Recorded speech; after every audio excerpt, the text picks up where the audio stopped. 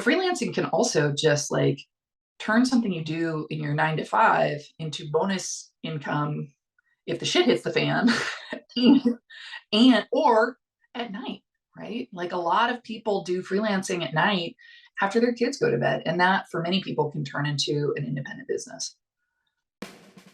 You're listening to the Traffic Handler Podcast. We're about getting new customers, making more sales, and growing your e-commerce retail business. I'm your host, Amy Biddle. Today's guest is the second visit with Claire Hunsaker. She's from askflossie.com. Link in the show notes. I'm also linking in the show notes to a specific blog post that Claire made about gig work and side hustles and making additional lines of income, or even just improving the income that you have or don't have. So this was a really phenomenal conversation about where you get the confidence to go and create a side hustle or do freelance work. Maybe also some ideas about how to meet people or get in situations where you can move into that kind of work. It's August 2022, the 16th of August 2022, the date of this recording. And I got to tell you, if you have very basic technology, but some ambition and some technology, there are all kinds of work that you could do. And if you are now, Claire focuses on helping single women, single parents, but really, as we uncovered in part of the interview, this is not a boy-girl topic. This is a topic where if you need to make cash, if you need to be in a situation where you need to make more money, this episode can show you the path to get indoors, or maybe even to make doors to open. So dig in. This is a great episode for you. Welcome, everybody. I'm back here with Claire Hunsaker of askflossie.com. We're in round 2 of our conversation because in between episodes, the parts that you don't get to see are that Claire and I talk back channel, and we have some more stuff to talk about today. And Claire, first of all, just welcome back. We're going to have some fun. Thank you. I'm excited to be here. We had such a great time last time. This is going to be a hoot. I think you set a record for the longest podcast, because normally I'm like too shy to keep it going for too long. But, you know, this is just fun.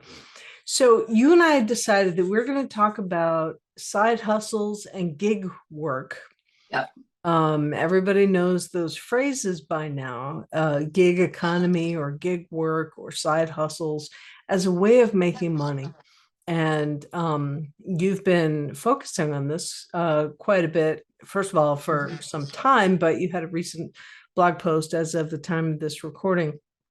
And so first, here's the pitch. Let's just start off talking about gigs and side hustles, and we'll see what develops from here, because you and I both had some ideas about this.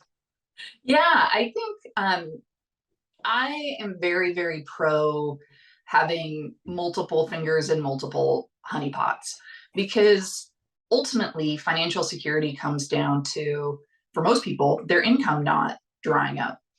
And the great thing about gigs and side hustles, and those are different things, we can talk about what they are, is that they allow people to build income diversity so that if anything happens to one part of their income, they're not completely screwed.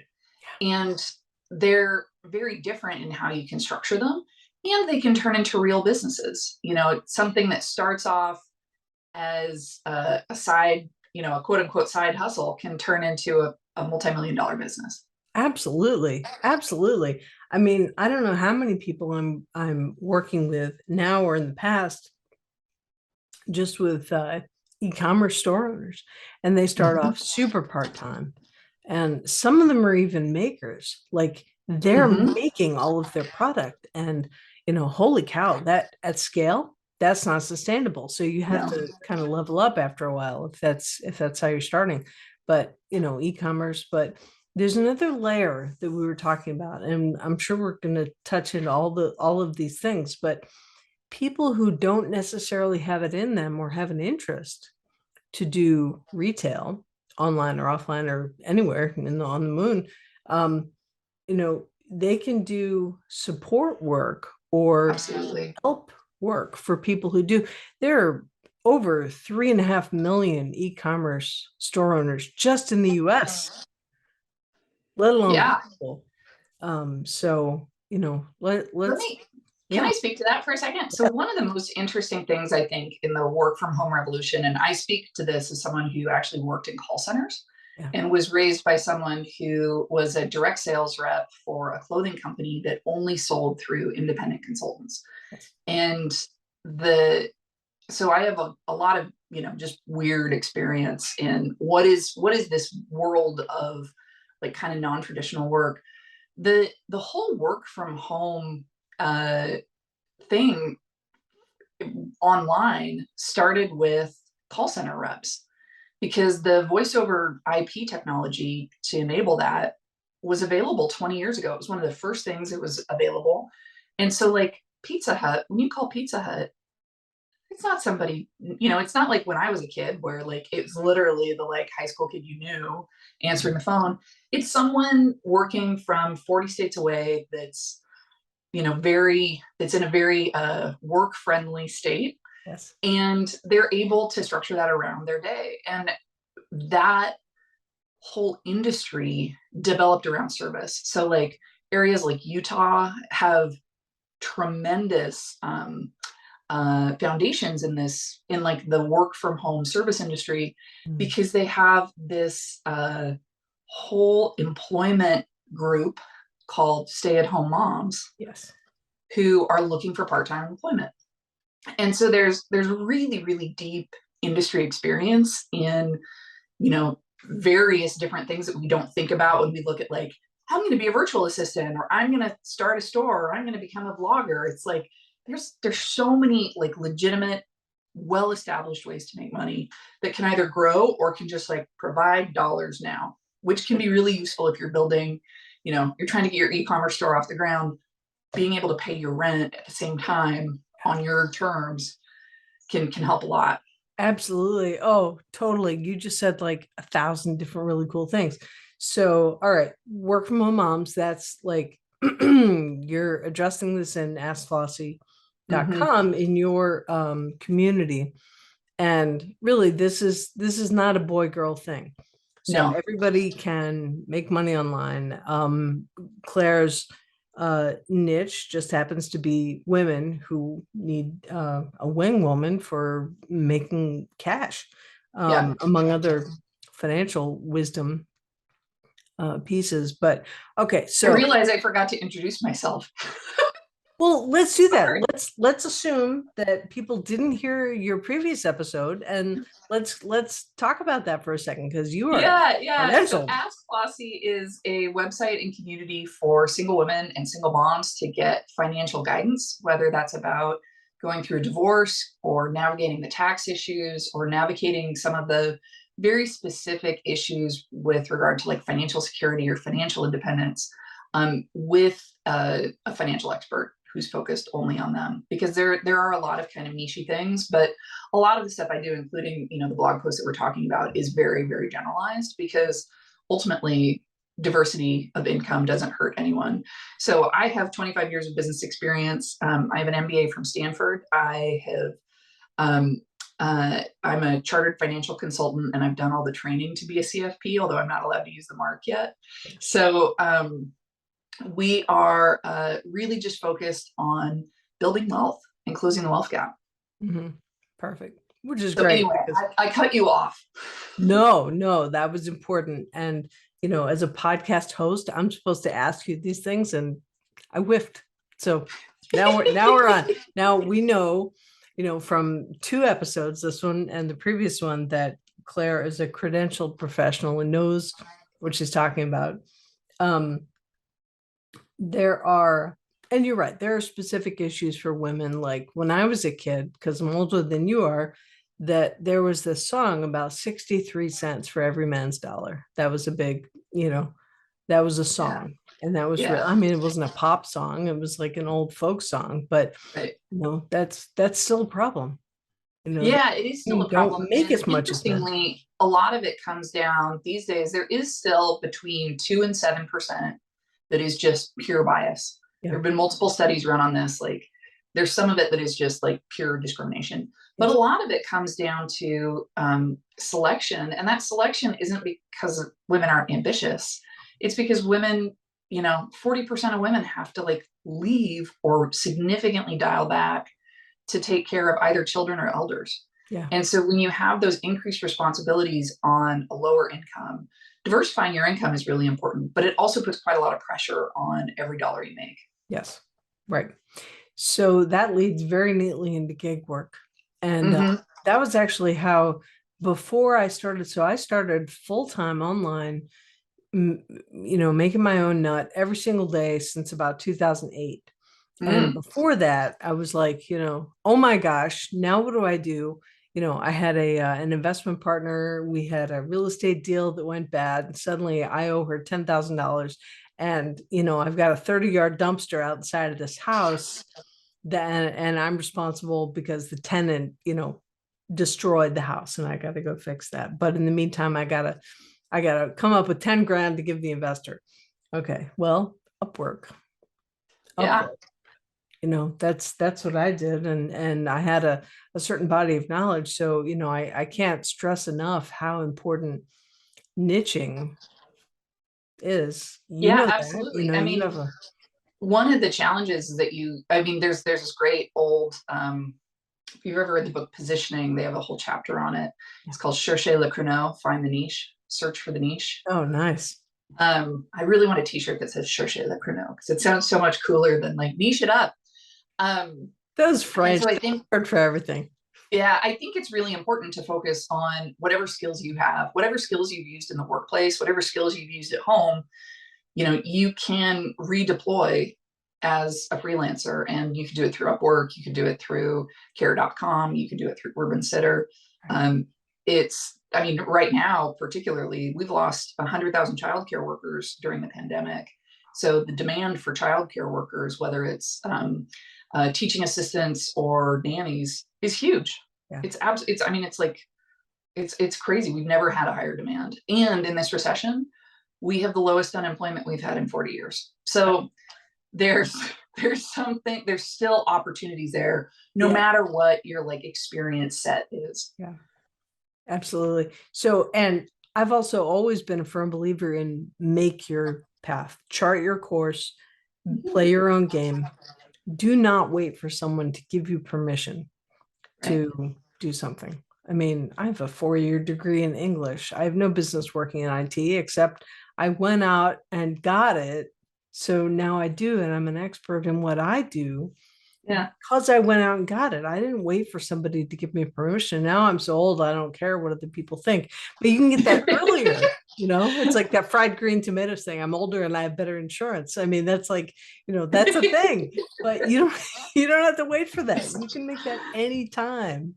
Yeah, it is really true. I think that there's a certain empowerment that comes somewhere between 35 and 40 where you're like, oh, there's something like that I don't just need to care about. I can really make all my own calls here. Yeah. And I love that because it is, for me professionally, it has released me from a lot of things, but I also think it's brought me, and I'll just take a little sidetrack for a second. It's brought me closer to the difference between like work and my identity. Yeah. I think that there's a real challenge if you're an ambitious person early in your career where you can't tell the difference between what is your work identity and what is your personal identity. And so when stuff goes wrong, like I had a boss scream at me and flip a table. It hits really close to home. If have a real estate deal go south, that hits really close to home. That was hard. Yeah. And it's hard not to like take a whack at your self-esteem. But I think that there is, this natural disjuncture that happens when you're in your 40s or in your 30s and 40s where you start to see work as work and work as valuable for what it is, right? Work is, I think one of the things that I I preach about a little bit because I worry that so many young people conflate their ability to work, their ability to earn with their identity and their self-worth. Right. That really it's a job. It's a job that you make money. And if that's all it is, that is not just a fine thing, it's a totally honorable thing. And we need to separate that from who we are as individuals, because ultimately either we serve work or work serves us. And what I love about side gigs and income and like kind of building your own nut, as you say it, is that you're creating a world where your income serves you rather than you're serving a job.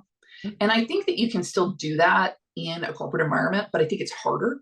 And there's a lot more risk to it. The only time I've really felt free to do that was after I was financially independent.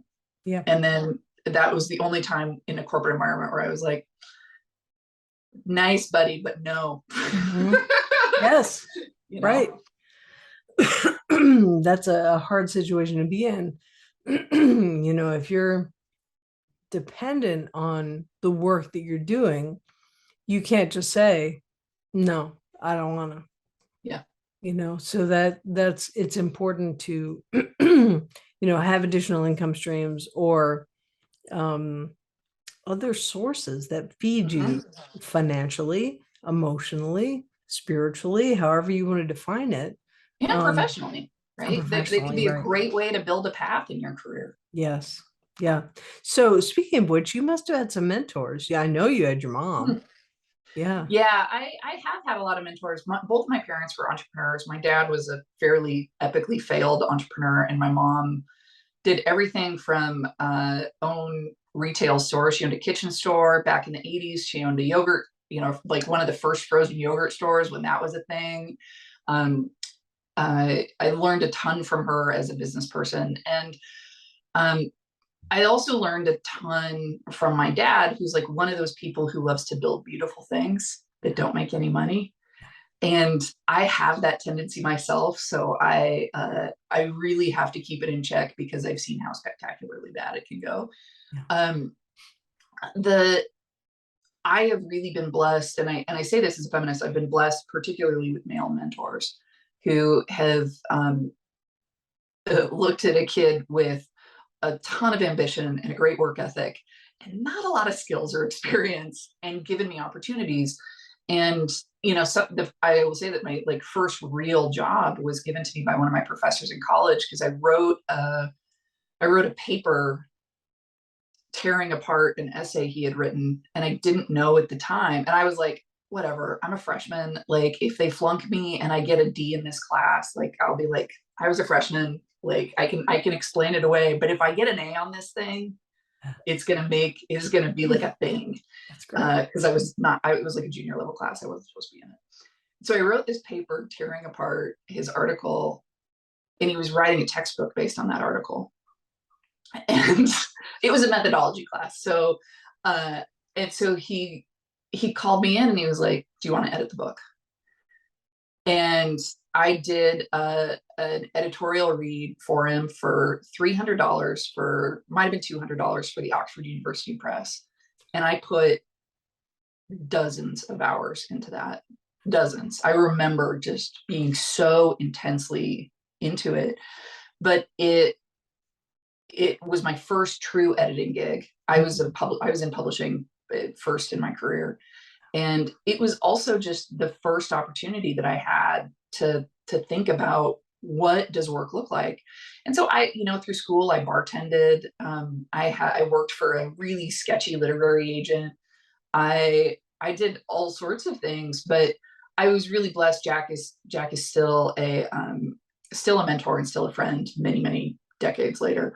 But that was like one of the first experiences where someone just looked at me and was like, you weirdo, like let's give you an opportunity. And so I try to look for those opportunities when I see young people now where I'm like, girl, you don't even know what kind of ocean you're stepping into, but like cute, let's build your raft and see what you do with it. That's amazing. Because when I did that, I got kicked out of the class. I challenged the professor Well, next time I check my mail, there's a drop slip pre-filled for me. He said, Oh "Don't my come God. back." So that can take a funny bounce, but the cool thing about that story about, you challenged your professor and he saw the value in what you were doing, but you didn't wait to write that paper and ask his permission to tear his work apart. I just love that. I think that, taking that different view that you did, um, that's a skill that someone can acquire. You are not relegated to the, $8 an hour job or $12 an hour job. Totally. No, there No, are no absolutely limits. not. I think your point about confidence is that one of the things I realized in college, because I mean, I had a lot of like faux confidence where I was just being a brat, but it wasn't like real true confidence. And I dated this guy briefly, kind of had a fling, and he had like at eye level in his room on a shelf a like mini altar to himself, and it was all pictures of times of himself that he was really proud of. So like one was like a birthday party that he threw for an ex-girlfriend or a sister, I don't even know who she was. One was like a medal that he was awarded. It was all just this stuff that he was like really proud of. Yeah. And I saw that and I was like, that is the most egomaniacal thing I've ever seen. And then I realized he's a nationally ranked athlete. Mm. So like very, very high performing student athlete in an Ivy League school and in a tough major. And I realized that what he was doing was reinforcing his confidence every day and reinforcing his self-esteem every day. And Yeah. I think that there's some people who are naturally confident, Mhm. and there are some people who realize that confidence is a skill that you can cultivate. Yes. It's a quality that you can cultivate in yourself, and it's it's worth doing that. It took me a long time to be like, what was I really looking at there? It's like the only thing I remember about the relationship. That's a spectacular takeaway, though. That's Right, that's right. spectacular because someone was telling me recently that they have a victory book. Mm, They have a book, like a scrapbook of only wins. And they can go through and, oh, I'm having a bad day. I forgot who I really am. And they go through this thing, and it's like page after page of everything that's gone right. And, I think that's a tremendous gift because when the chips are down, that is not my first thought. right, absolutely. And I think to your point, like you never really know which way risks are going to bounce. And it's not actually like based on you all the time. Like a lot of times, particularly in like a corporate environment or a business environment, like you don't control the weather. No. And so focusing on the times when it did bounce your way, Yeah. I think helps reinforce that like taking qualified risks is always worthwhile. You can't get anything if you don't risk anything. It's Right. like one of the rules of capitalism. Right. And not just capitalism, very broad topic and a wonderful space to go into entrepreneurism, the Absolutely. entrepreneurial thought. And you can take that.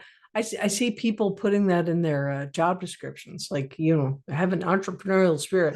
Well, what does that mean? Yeah. How are you going to take that to work and be because you want to be a good team player. And if that's a job that's important to you to have, you know, you don't want to be so entrepreneurial that you can't play well with others for the time that you're there.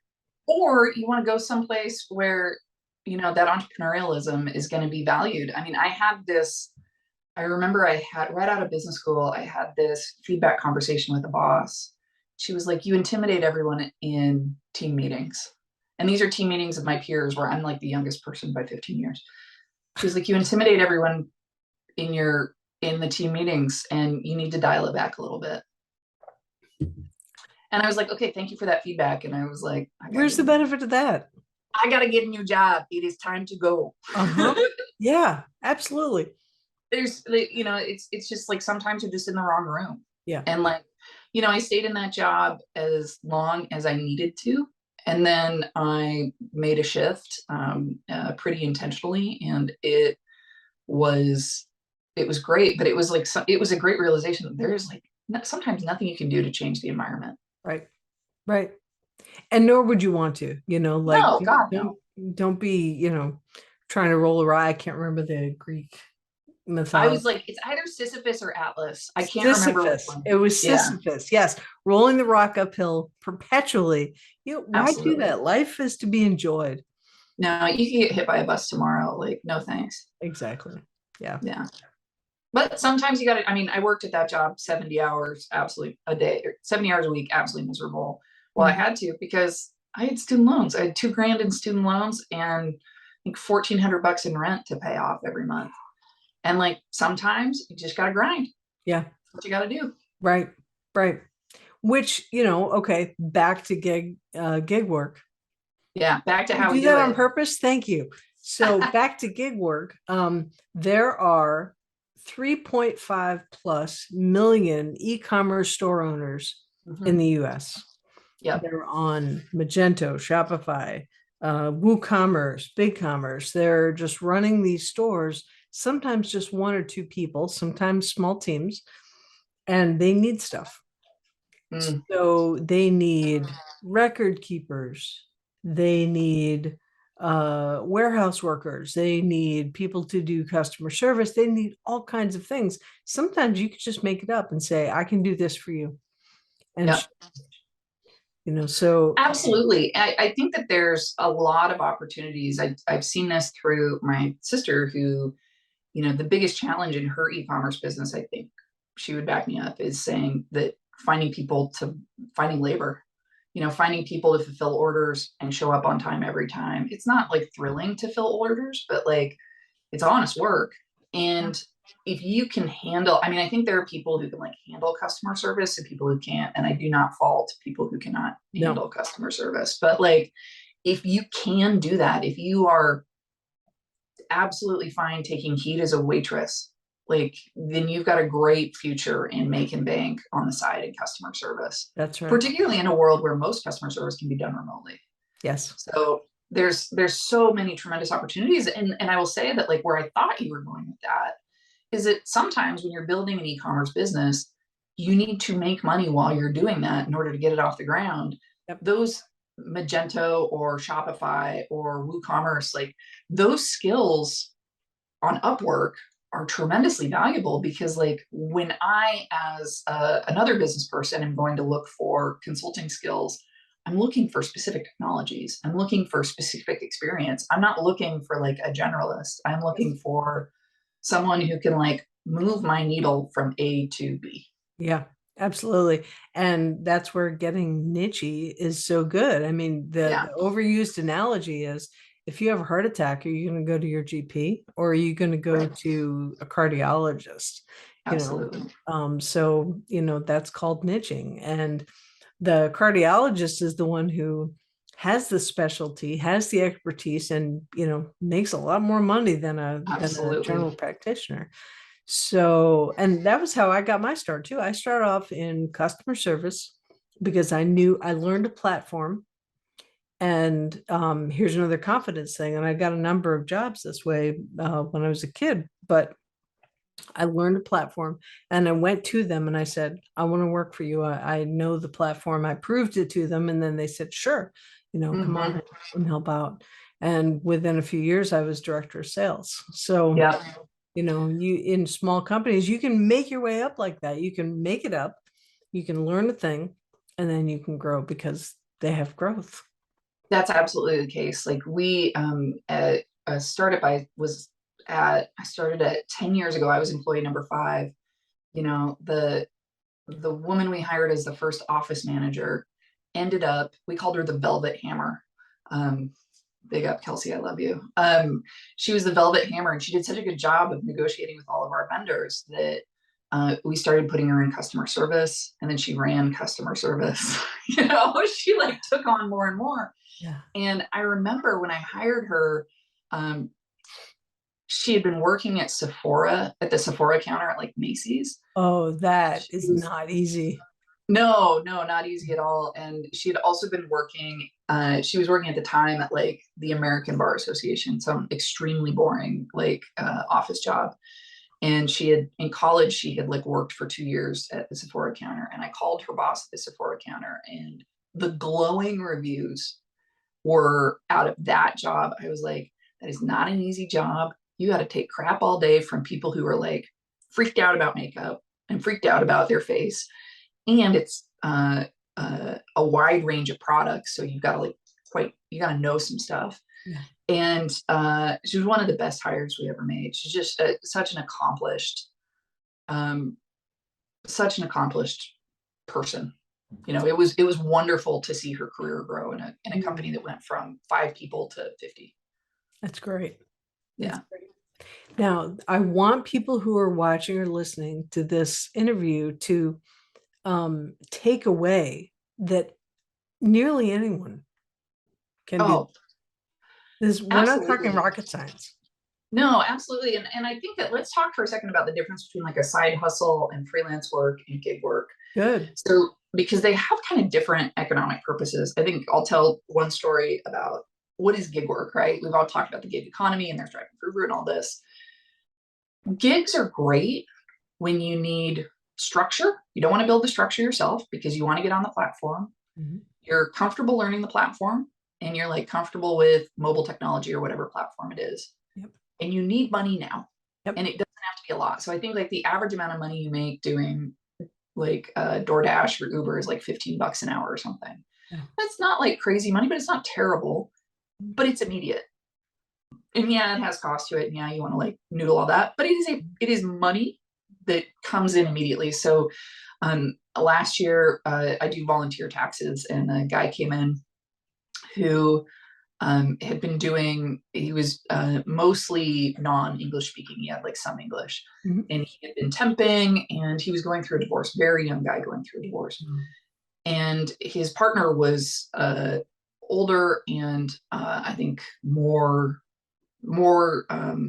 had stronger facility in English. He just had a lot more economic power. Mm-hmm. And this guy did not know what was going on. I was like, let's just get you out of this. Mm-hmm.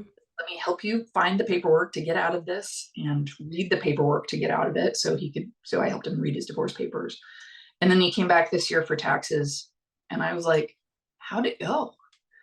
And he handed me this like stack of 1099s and he gigged his way to financial independence and stability.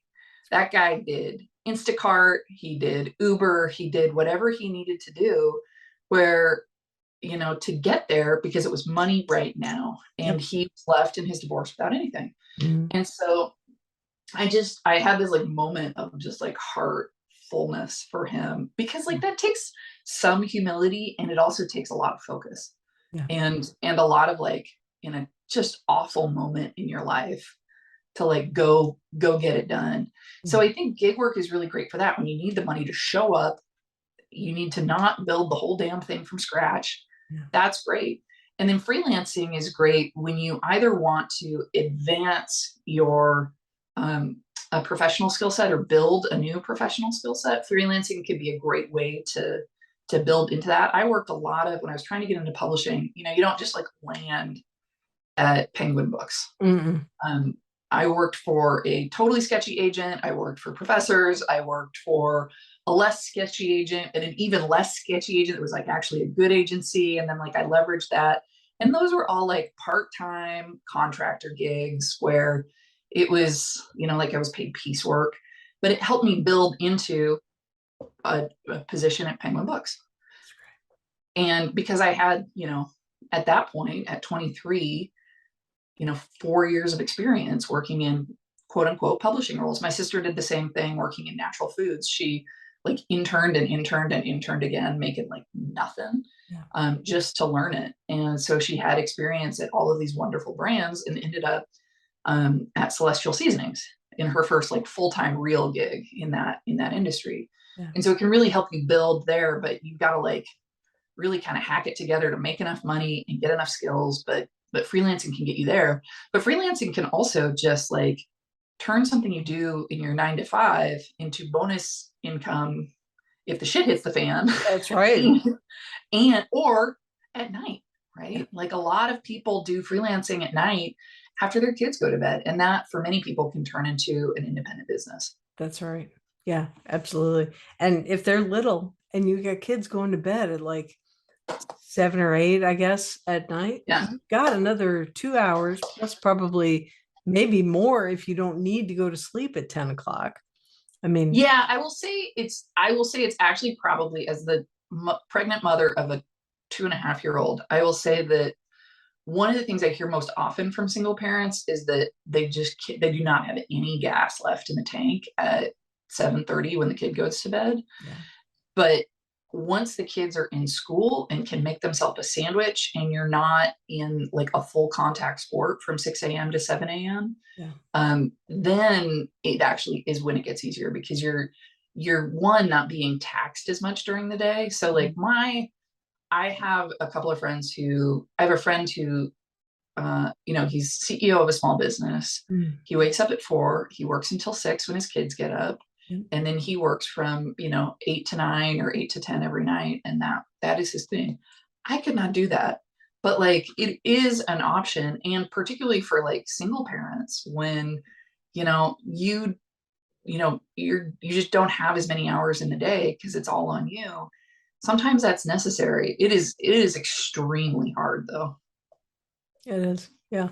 I mean, even without kids, I don't have kids, but when I had to raise that 10 grand fast, Oh yeah. it was 2 in the morning. Yeah. Oh yeah. And then I'd get up and go to my day job and come back and get back to work. I Yeah. mean, but But Amy, everybody makes money in real estate.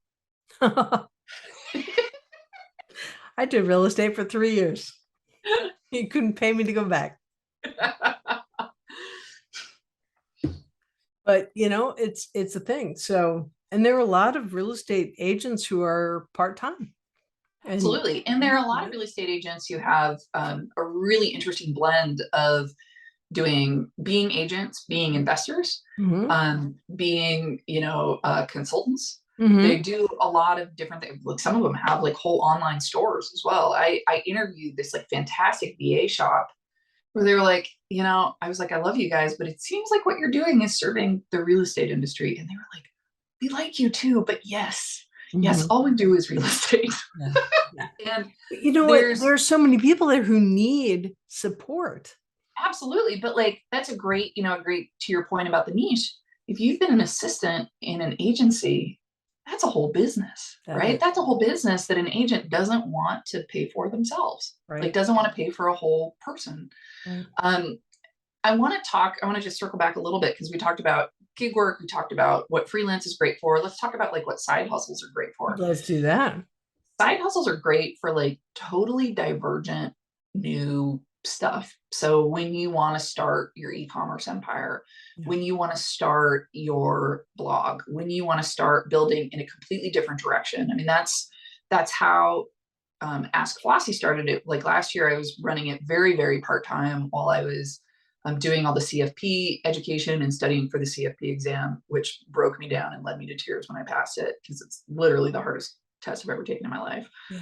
Um, the I did Ask Flossie on the side at that point, and I did it predominantly as a part-time thing because I wanted to learn. I think there's a lot of people talking in personal finance. There's a lot of people who feel like experts, like Sue Zorman totally grosses me out.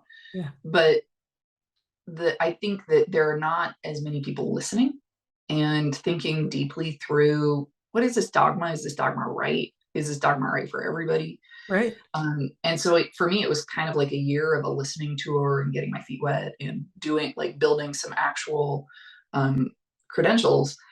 And then this year has been like, put the gas on the fire, do it Mhm. every hour you have available between your toddler and, IVF and getting pregnant and being exhausted.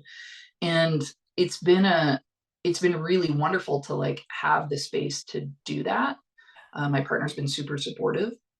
He doesn't always get it because he's not an entrepreneur, Yeah. but he's very supportive. And I think that that's what side hustles are great for. I know teachers who have Etsy stores. I hired a young woman who had a sticker store on Etsy where she just did like vinyl, like cool vinyl stickers that people thought were hilarious, and made Yeah. like 15 grand a year doing it in addition to her day job because it was Right. just easy and repeatable, and she figured that out.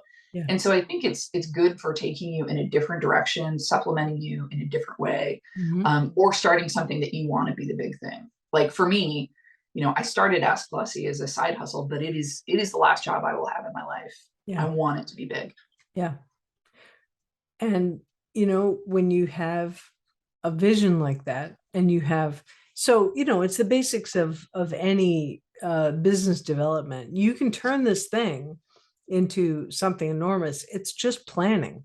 Yeah, It's just understanding, okay, what's my market? What's my message? How do I get in front of them? How do I grow it? Because at a certain point, it's really just math. absolutely. And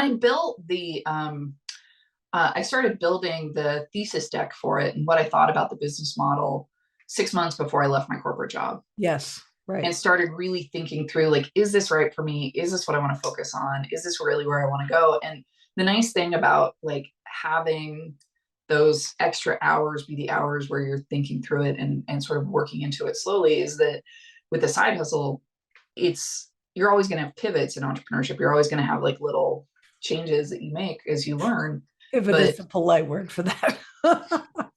yeah, no, Exactly. you're gonna have crises of confidence and self-awareness that are gonna lead you to weep under your desk until you figure out what you need to do. But That's more accurate. yeah, but ultimately, like that thesis deck that I wrote back then, where I was like, I think this is what it is, and I spent 2 months writing that thing. Absolutely is what it is. Yeah. Like, still, there's one slide that is like exactly my business model, and it was only in the last couple of months where like that business model actually started looking like my business started to look like that deck. Yeah. And it took 2 years. Yeah. No And it's not even big yet. So right, right. So it's not big, but you envisioned where you were going and then you yeah. built. And some of that, when I've done things like that, it almost feels like, woo woo, like I'm supported by the universe. Isn't this a beautiful thing? I've manifested this.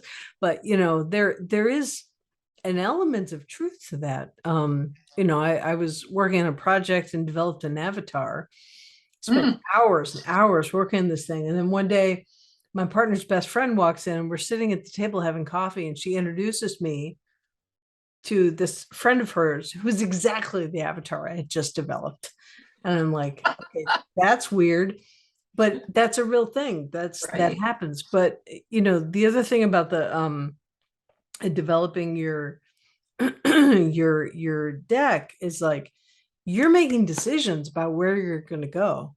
Right. And in making those decisions, you're saying, I will do this, I will not do this. Yeah. It's no like accident. And which ties directly into something you said yesterday when we were developing our idea about the conversation, which I knew was going to be completely organic and we'd get completely off Yeah. topic immediately, but that's fine. Is to make the mindset shift that we need to make away from I do this to these are my income sources. Right. Right. I really want to talk about that because Yeah. it's a real thing. One of the things that I started doing early in my career was I would keep, this is back when we had business cards. Like, I would keep all my business cards and I had them in a thing, in like a frame and just lined up. And I was like, this is going to be my career. I'm going to line up all of these beautiful logos and it's going to be, it felt like a reflection of me. And I realized, how dangerous that was, because like ultimately, none of those logos give a flying hoot about me as an individual or as a person. I'm not really going to be mourned by them when I die. They're not going to have, I'm not going to have a tremendous lasting impact on them that, follows me after death. And like, ultimately, what is the impact I want to have in the world? And I think it's different for everybody. I think you got to do the stuff that you find meaningful and not worry about whether it's the biggest problem. It's just, I think having impact, whether it's charity or through your work or whatever, is about just like whatever you're going to do every day, do that, right? Even if it's not like solving world hunger or the Middle East peace process, right? Like the consistency matters more than the scope. And so for me, one of the things that I realized was that it was about having impact on people who worked for me, because I couldn't have a lot of lasting impact on like a giant corporate environment that I worked for, or even a small corporate environment that I worked for, right? Businesses move too fast, they change too fast. Any website I was going to build was going to be gone in 2 years. But I could impact the people who worked for me. Mhm. And what that led me to think about was it changed who I was as a manager. It changed how I thought about managing. And it changed, it made me like a slightly more ruthless manager. Mhm. Because if you're not somebody I'm going to invest in because I don't think you're pulling your weight, you're not going to stay on my team. And if you are, you get all of my support, like Yes. all of my unconditional support. Yes. And so and the reason that was true is because by the time that I had that like come to Jesus in my career, I had enough people invest in me to realize like that was the impact that changed my life. Yeah. But it was a huge shift to think about what is what is my job and my paycheck, which I feel proud of. I've always been very proud of being an earner. Yeah. But what is the actual value of that thing? Yeah.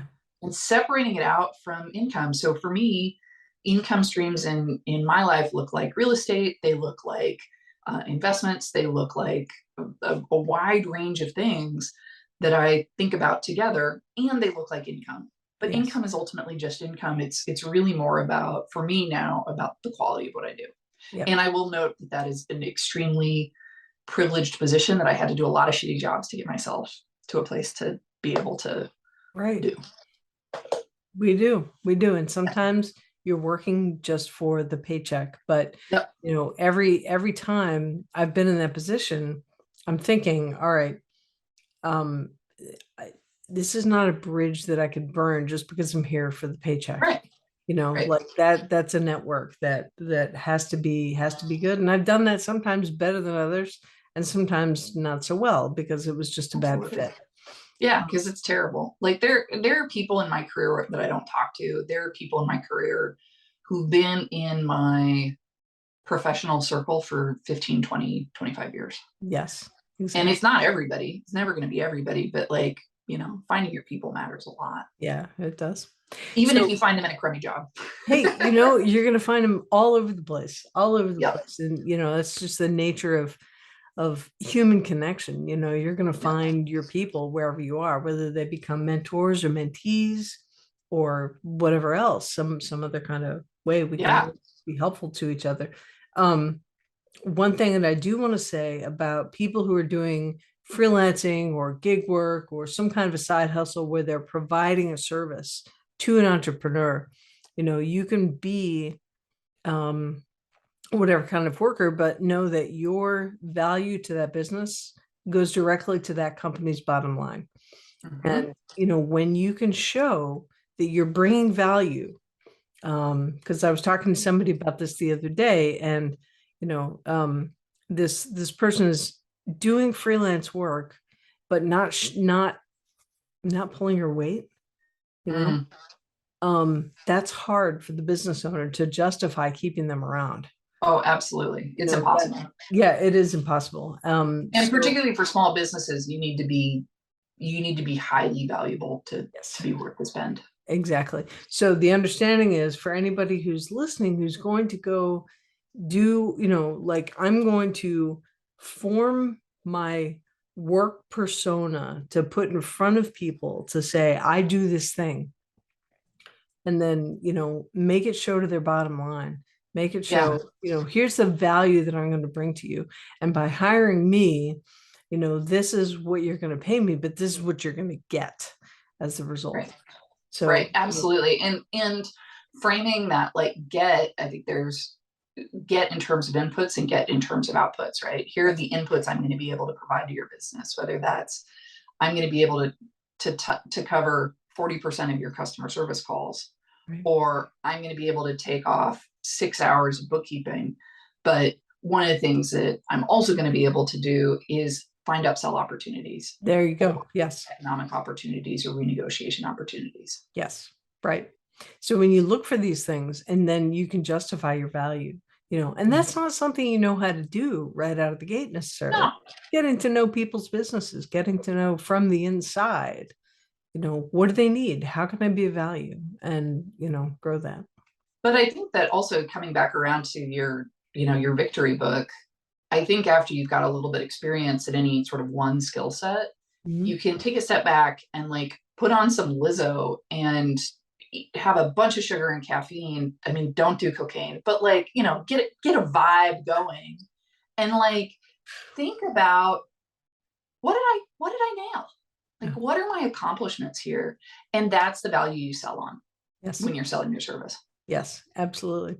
And there But are a it bunch takes of some ways to time to do like foment up a little bit. I think it's not always natural when you're in it and you're like, I like wish that could have done better. It's like, oh, actually, like I found a 20% overage there. So we Yeah, fixed it. exactly. Exactly. Right. These things are key. I mean, years and years ago, I got a job based on, I just went in for an informational interview, which is, that's a real thing, Yeah. Hey, I think I want to work in your industry. You're an industry expert. Could I come in and pick your brain? I had a job by the time I left, That's like, awesome. yeah. So, but that's not special. It's like anybody can do that. Yeah. How much prep work did you do for that interview? A few weeks of, every once in a while I read about the industry and find out about it. And then I Well, went. you did prep work. You didn't just like roll in and be like, so tell me about what, sewing machines are like. Right, right. Yeah, no, I knew about sewing machines. It was a different industry, but um, you know, like I knew about sewing machines. I knew about, how the widget was used. I Yeah. knew Yeah. the applications. I knew, and so an hour later the guy said, well, you sound, pretty sharp. How about a job? And, Yeah. it doesn't take that much homework. It really doesn't. It really doesn't. And I think, I mean, to your point, excelling in crummy jobs or informational interviews is great. My sister got hired when she was in college. She was a senior in college and she was a waitress. And she's like, I'm a terrible waitress. I am not a customer service person. I am a bartender. I like to be armed and I like there to be space between you and me. And I'm really good at martinis. But my sister is an excellent waitress. Yes. And she was waiting on a table in, her college gig and got to talking with the woman. And the woman's like, what are you doing? And she was like, I don't really know. They were talking about how this woman was in Boston and Janet wanted to move to Boston. She was the head of HR at Liberty Mutual. And my sister ended up getting a Preparedness job in meets the HR department, opportunity.